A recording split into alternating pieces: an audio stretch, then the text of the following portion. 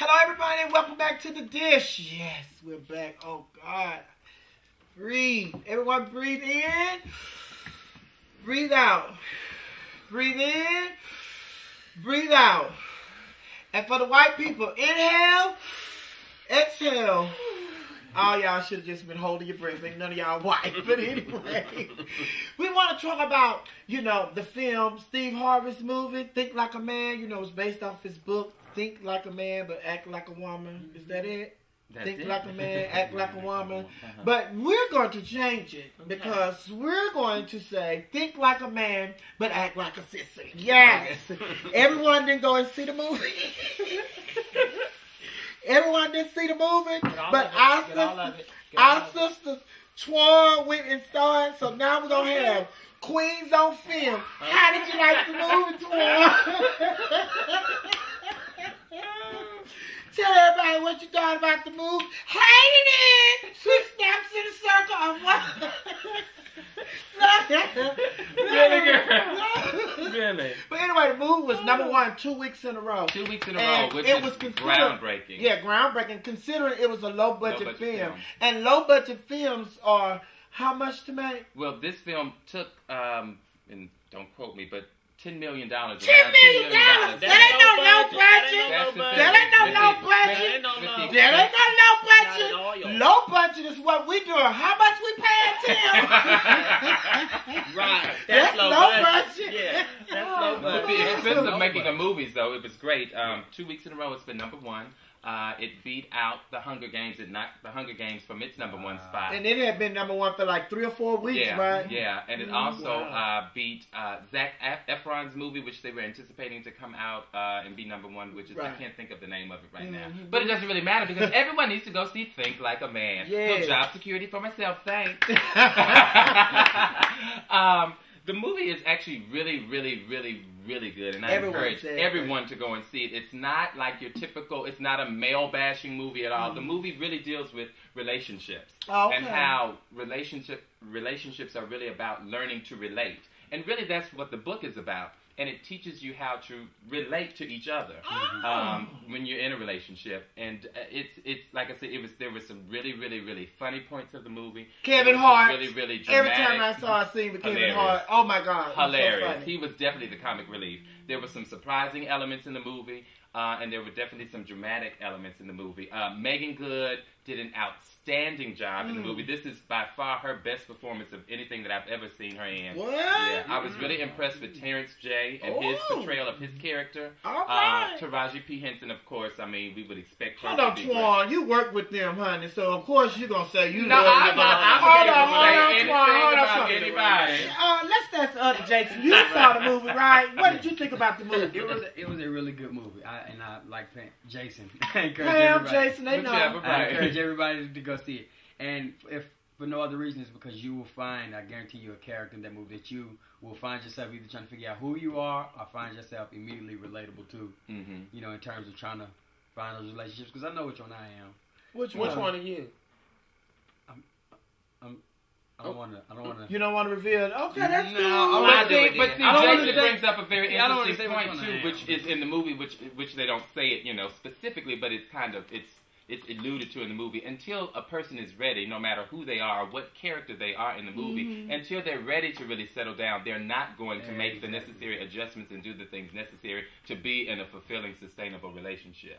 And what you think about the movie, Raquel? I haven't seen it yet. And ask me what I think about it. What do you think about the movie? I haven't seen it yet either. Oh, okay. But ask me what I think about the book. What do you think about the book? I haven't read it. Well, you are two of the few because, again, the movie has been #1 2 weeks in a row. And the book is back on the #1 bestseller list.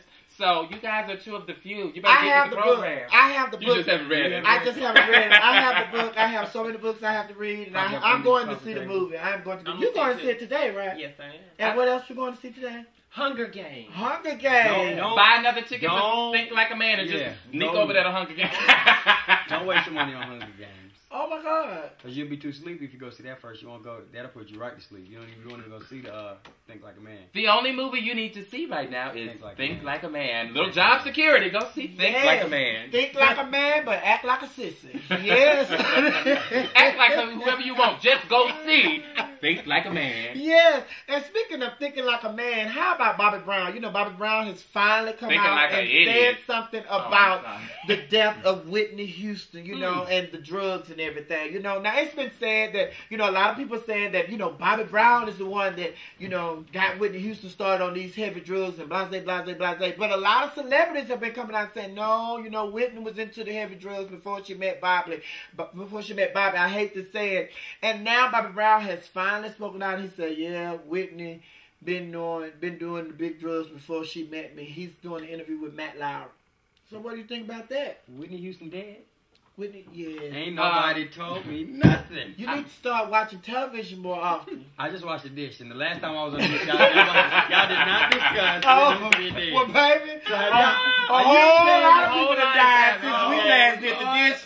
Ain't nobody. Really, my take on the whole thing is, okay, maybe he didn't, you know, introduce her to drugs. I really don't think that that's really the issue. Regardless of who introduced her to drugs, it's very sad and unfortunate that she or anybody loses their life, you know, as a result of addiction, you know. So who's to blame, really? That's really not even, that shouldn't even be a factor. We're all responsible for ourselves, so if anybody's to blame, it's her. Or, you know, but again, addiction is a sickness, it's a disease like any other disease. So my personal take on it, I think Bobby Brown is a bit of an opportunist. I don't know him personally. That's always been my take on him, and I think he's using this as an opportunity for publicity. And like I say, whether or not he introduced her to drugs really is a non-factor as far as I'm concerned. Why do you think he's an opportunist when other people? I mean, because he's now speaking out. Others have been speaking out. Shaka Khan and who else was on? Shaka Khan is a legend. She has a career that she doesn't really I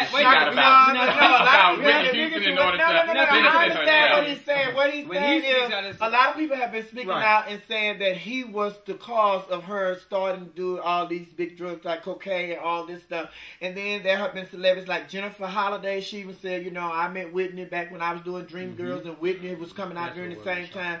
And I'm sorry to say it, but Whitney was doing, you know, she was introduced to these drugs. Herself. Yes, but it's just like, you know, you're saying that Bobby Brown shouldn't be saying that because he's an opportunist, but it's just like a lot of people have been blaming him for introducing her to the drugs, so now he's finally coming out and saying... We've been blaming him for the life that he lives. A lot of people have said a lot of things about him over the years. Is he going to address any and everything that somebody says about him? And at the end of the day, we were not there. And, you know, it takes two, as you've heard, it takes two to tango, it takes two to mess up, and two to, you know, succeed at times. We were never there in the initial conception of when all this stuff started. And so we will never know. Right, and there's always two sides to every story. Yeah, exactly. Yeah, he deserves the right to defend himself, so don't be... But, I mean, are you going to defend yourself against everything? Because when you're in the public eye, people say all kinds of things about you all day, every day. So are you going to take the time to defend everything that somebody says? No, not everything. There have been plenty of things that have been said about him that he hasn't defended. As a human who has feelings, he is entitled to defend the things that he feels that, you know, a lot of celebrities freak out eventually when they get tired of. We've been blaming him not just since her death. We've been blaming him.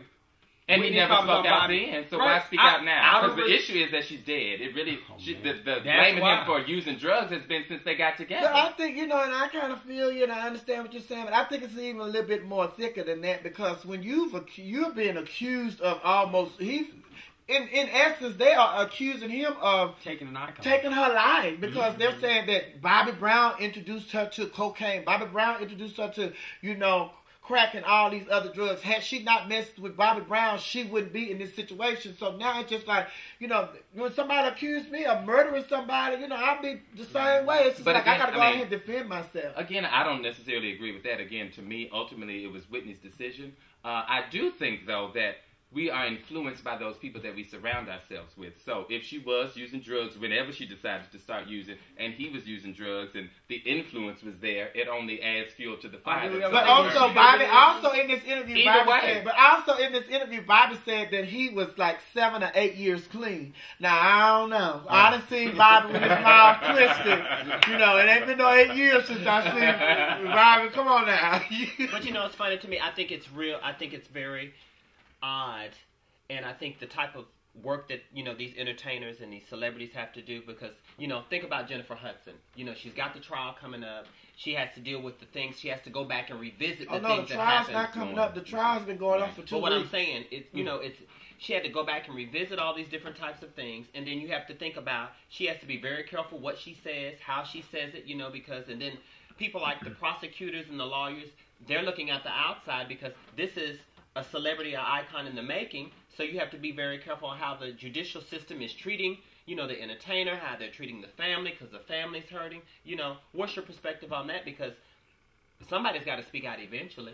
But with the Jennifer Hudson situation, like the trial's been going on for 2 weeks, and then they've been getting some flack about that because a lot of people are saying that Jennifer Hudson is getting the star treatment because she's a celebrity. But the court systems have spoken out and said because she's coming in another door, so she don't have to come through the paparazzi and all that stuff. They're bringing her through another door in the judge's chamber. They say this is off limits, but since she's Jennifer Hudson, they're letting her use this chamber, to come in and out. Right. And then it's just like at one point they was getting ready to show some really, really gory pictures of her family members, deceased and all the blood and stuff. She didn't want to see that, so they allowed her to go out, and all that stuff. And a lot of people said they would do that for anybody. Yeah, and that's what the court system is saying. Yeah, that's what they said. They released a statement and said, no, it's not that we're showing her any type of celebrity status or giving her any kind of celebrity treatment. They say that, she is a celebrity. And we don't expect, they say we don't expect her to just go and walk around this courtroom like she's just a normal person. Right. And one of the she's issues not that going they to have, be able to walk around like a normal person. And one of the problems that they were really having what brought this issue up is because she has a bodyguard there with her. And then she's going to another cafeteria and he's with her. It's just like she's a celebrity, honey. Do you expect her just get up and walk down to the cafeteria by herself? No. And I mean, in all honesty, having worked with some celebrities, there is some truth and some necessity for there to be a little preferential treatment, if that's what you want to call it, for celebrities, because they can't go about their normal day-to-day life as you and I do, because they are bombarded by, people from everywhere. But I think what's really sad is that the mainstream society does not see that. You know what I'm saying?